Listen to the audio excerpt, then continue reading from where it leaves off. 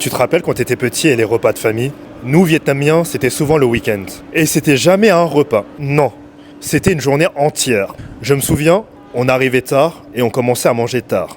On mangeait, on grignotait et on remangeait. C'était infini. Et pour nous, enfants, il y avait toujours deux tables.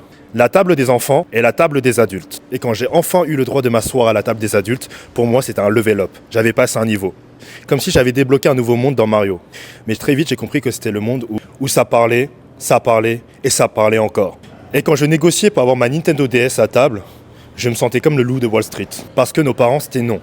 Pas de téléphone, pas de distraction. À table, on écoute. Et à l'époque, je me demandais pourquoi ça dure toute la journée. Et aujourd'hui, je comprends. Le repas, ce n'était pas juste manger. C'est parce que pour eux, chaque grain de riz comptait. Un grain de riz, c'était du sang, de la sueur, parfois même une vie. Ou encore le fait d'apporter des fruits à table. Mais en réalité, autrefois, les fruits étaient un luxe. C'était montrer de la richesse, de l'amour et du respect. Et même ce fameux gâteau au durian, que beaucoup d'Asiatiques connaissent. J'en ai été dégoûté. Mais lui aussi racontait une histoire. Celle d'une culture qui garde ses saveurs.